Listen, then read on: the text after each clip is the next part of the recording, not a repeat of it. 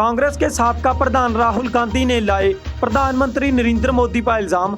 कहा अपनी झूठी छवि बनाने खातर किसी भी विभाग के मंत्री नूं कुछ भी बोलने वास्ते कर रहा मजबूर। गुरनाम सिंह चडूनी ने यूपी और उत्तराखंड के किसानों नूं करी अपील। 5 तरीक नूं होवेगा बीजेपी और उसके समर्थकों के खिलाफ बड़ा एक्शन। दीप सिद्धू ने करी सिमरजीत सिंह मान के गैल मुलाकात। दीप सिद्धू का श्रोमणी अकाली दल में शामिल होने के लाए जा रहे आसार। श्रोमणी अकाली दल के प्रधान सुखबीर सिंह बादल ने कोरोना के मुद्दे पर एक बार फिर घेरी कैप्टन सरकार। कल्ले छड्ड का पता नहीं कित्था लुक गए कैप्टन और उसके मंत्री।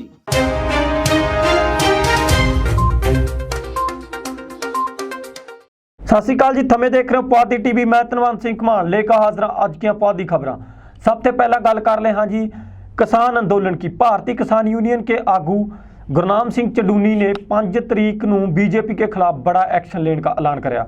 उन्होंने यूपी और उत्तराखंड के किसानों को अपील करी आ कि वह भी हरियाणे और पंजाब वांगू बीजेपी के लीडरों का विरोध करें। उन्होंने कोई भी रैलियां या फिर इस तरह के प्रोग्राम ना करन दे जावे जिन्हां के विच वो जनता को संबोधन हुआ। खेती संबंधी 3 कानूनों का विरोध कर रहे किसानों का धरना दिल्ली की सड़कों पर लगातार जारी है। पर इसके दौरान किसान आगू गुरनाम सिंह चडूनी और किसान आगू राकेश टिकैत दोहां के विचाला मतभेद की खबरें भी आ रही हैं, क्योंकि हरियाणा के किसान बीजेपी के नेता और बीजेपी के बाकी लीडरों का डट का विरोध कर रहे हैं। वो किसी भी तरह की रैली या फिर किसी भी तरह का होर प्रदर्शन बीजेपी के नेताओं को हरियाणा में कर नहीं दे रहे। वो उनका सख्त विरोध कर रहे हैं और उन्होंने खदेड़ने की पूरी कोशिश में रहा। पर इसके उल्ट दूजे पासा उत्तराखंड और उत्तर प्रदेश में इस तरह की कोई स्थिति नहीं देखी जा रही, जिस करके गुरनाम सिंह चडूनी और राकेश टिकैत दोहां के विचाला मतभेद पाया जा रहा। हरियाणा के किसान आगू गुरनाम सिंह चडूनी ने यूपी, बिहार, उत्तराखंड के किसानों को भी बीजेपी के सारे लीडरों का विरोध करने की अपील करी आ। उन्होंने कहा कि अपन देश भर में और अपने अपने सूबे में भी सारे बीजेपी के लीडरों का विरोध करना चाहिए। गुरनाम सिंह चडूनी कनी ते उत्तर प्रदेश और यूपी में किसाना कनी ते बीजेपी के लीडरों के सामने काले कानूनों की कापियां साड़ने की भी अपील करी गई है। गुरनाम सिंह चडूनी के इस सद्दे के बाद हुण भाजपा और उसकी समर्थक पार्टियों का लगातार विरोध किसानों कनी ते हो रहा। गुरनाम सिंह चडूनी ने कहा यूपी और उत्तराखंड में भी किसानों को इसी तरह बीजेपी के लीडरों का विरोध करना चाहिए। अपने ट्रैक्टर और वाहनों पर काले झंडे लगा उनका विरोध के प्रति समर्थन दिखाना चाहिए।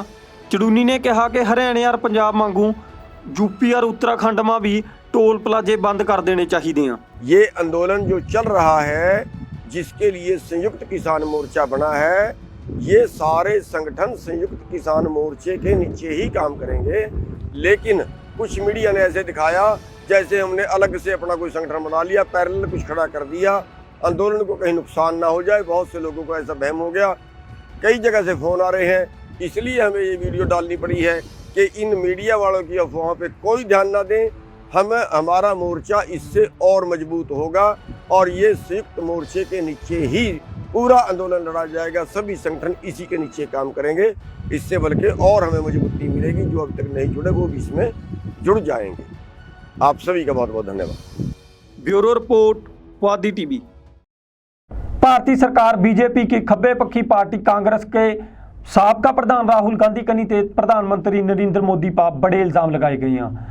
राहुल गांधी ने कहा कि प्रधानमंत्री नरेंद्र मोदी अपनी झूठी छवि बनाने वास्ते किसी भी महकमे के किसी भी मंत्री को किसी भी विषय पर बोलने वास्ते मजबूर करते हैं। कांग्रेस के साबका प्रधान राहुल गांधी कनी ते प्रधानमंत्री नरेंद्र मोदी पर इल्जाम लाया गया कि प्रधानमंत्री नरेंद्र मोदी की झूठी छवि बनाई रखने वास्ते उनकी सरकार का किसी भी विभाग का मंत्री किसी भी विषय पर बोलने वास्ते मजबूर होया पिया। राहुल गांधी ने ट्वीट करते हुए कहा कि प्रधानमंत्री नरेंद्र मोदी की झूठी छवि बनाने वास्ते उसकी सरकार के किसी भी विभाग का मंत्री किसी भी विषय पर बोलने वास्ते मजबूर होया पिया, क्योंकि वह प्रधानमंत्री नरेंद्र मोदी की झूठी छवि को होर बढ़ावा देना चाहा। दस दईए कि राहुल गांधी ने एक दिन पहला भी बयान दिया था कि जेकर कोरोना महामारी ते रोकथाम वास्ते लाए जाने वाले टीकाकरण की गति इसे तरह चलती रही तो देश नूं पूरे देश नूं टीकाकरण करने वास्ते मानू 3 साल लग जाएंगे, जो कि बहुत ही ज़्यादा लंबा समा और उदों तक कोरोना वायरस अपने भयानक चपेट में बहुत सारे लोगों को ले चुका होगा। राहुल गांधी ने जो बात भी कही आ कि हमारी सरकार के प्रधानमंत्री ਨੂੰ ਅੱਜ तक कोरोना के बारे में समझ ही नहीं आई कि कोरोना है ਕੀ ਚੀਜ਼ ਆ। कोरोना असल 'ਚ ਇੱਕ ਬਿਮਾਰੀ ਨਹੀਂ, कोरोना ਇੱਕ ਬਦਲਦੀ ਬਿਮਾਰੀ ਆ ਜਿਸ ਨੂੰ ਤੁਸੀਂ ਜਿੰਨਾ ਲੰਬਾ ਸਮਾਂ ਦਿਓਗੇ ਉਨੀ ਹੀ ਜ਼ਿਆਦਾ ਜੋ ਖਤਰਨਾਕ ਹੁੰਦੀ ਜਾਵੇਗੀ। राहुल गांधी ने कहा कि कोरोना की दूसरी लहर का जिम्मेवार अपना प्रधानमंत्री आ, क्योंकि प्रधानमंत्री ने उस टाइम पर जब पहली लहर आई थी जब अपनी जिम्मेवारी ठीक तरह नहीं निभाई और अपनी नौटंकी करता रहा, पर हुण दूजी लहर आ गई तो उसनूं हत्थां पैरां की पई हुई आ। राहुल गांधी की इस बात का जवाब देते हुए सूचना और प्रसारण मंत्री जावड़ेकर ने कहा कि राहुल गांधी सरकार और लोगों गैल मिलकर कोरोना वायरस गैल लड़न की इस प्रतिक्रिया पर शक कर रहा और उसने इस बात नूं नौटंकी कहा, जबकि सरकार पूरी तरह वचनबद्ध होकर लोगों का साथ दे रही है और महामारी नूं रोकण वास्ते हर संभव कोशिश कर रही है। उन्होंने कहा कि राहुल गांधी कनी ते नौटंकी शब्द का इस्तेमाल करना बहुत ज़्यादा गलत है, जो हमारे देश की जनता का अपमान है। Bureau report, Puadhi TV. ਹੁਣ ਅਗਲੀ ਖਬਰ का रुख करिए जी। अगली खबर दीप सिद्धू कनी ते आ रही है। दीप सिद्धू जेल ते बाहर आते ही किसान अंदोलन में दोबारा फिर सरगर्म हो गई।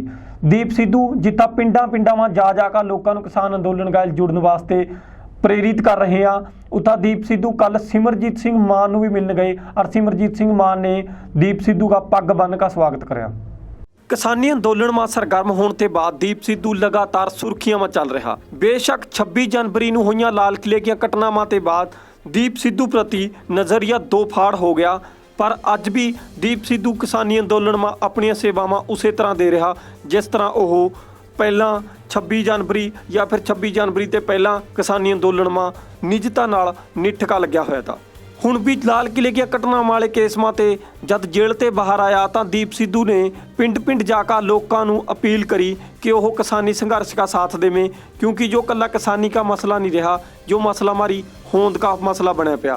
ਹੁਣ दीप सिद्धू के बारे में एक होर नवीं खबर आ रही है कि दीप सिद्धू सिमरजीत सिंह मान ਨੂੰ ਜਾ ਕੇ ਮਿਲੇ ਆ, ਜਿੱਥਾ ਕਿ सिमरजीत सिंह मान कनी ਤੇ दीप सिद्धू ਨੂੰ ਪੱਗ ਬੰਨੀ ਗਈ ਆ, मतलब कि अपना समर्थन पूर्ण तौर पर दिया गया।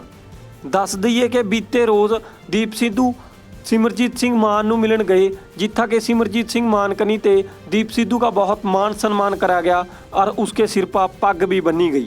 हुण सिमरजीत सिंह मान कनी ते दीप सिद्धू के सिर पर सजाई गई पग नूं सियासी अखाड़े में किस तरह देखा जा रहा, जो बात दिलचस्प बनी हुई है, क्योंकि बहुत दिन पहला दीप सिद्धू ने बयान दिया था कि मैं कदे भी लीडरी नहीं करांगा, मैं जब तक किसान संघर्ष चलेगा, जब तक सत्ता में नहीं आवांगा, जब तक किसान संघर्ष असीं जित नहीं जाते, जब तक मैं किसी भी तरह की प्रधानगी या फिर किसी तरह की लीडरी में शामिल नहीं होवांगा। पर दूजे पासा सिमरजीत सिंह मान आ, वो श्रोमणी अकाली दल के लीडर उगे लीडर, इस करके सिमरजीत सिंह मान गैल जोड़ का दीप सिद्धू नूं हुण सियासी नज़रिए गैल भी देखा जा रहा। बोले सो निहाल, क्या बात है जी। इतने जोड़ा मैं कितने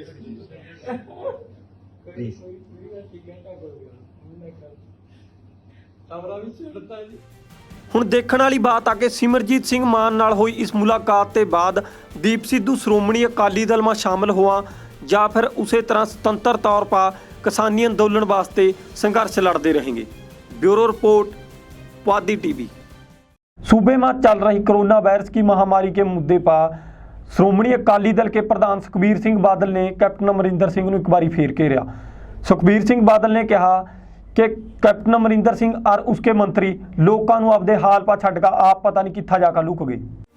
श्रोमणी अकाली दल के प्रधान सुखबीर बादल ने कहा कि बहुत ही मंदभागी गल आ कि कैप्टन अमरिंदर सिंह और उसके मंत्री कोरोना काल में लोगों को कल्ले छड्डकर आप लुक गए। सुखबीर बादल ने कहा कि कैप्टन सरकार को चाहिए कि वह कोरोना की वैक्सीन के खत्म होने की गल पा छेती नोटिस लवे और उन्होंने चाहिए कि तुरंत पा ही वह 1000 करोड़ रुपये की वैक्सीन खरीद कर पंजाब के लोगों वास्ते कोई चंगा कदम चके ताकि आने वाले 6 महीनों तक पंजाब के लोगों को वैक्सीन लगाई जा सके। दस दईए कि श्रोमणी अकाली दल के प्रधान सुखबीर सिंह बादल श्रोमणी गुरुद्वारा प्रबंधक कमेटी कनी ते स्थापित करे जाने वाले 10वें कोरोना सेंटर की उद्घाटन करने वास्ते पहुंचे थे।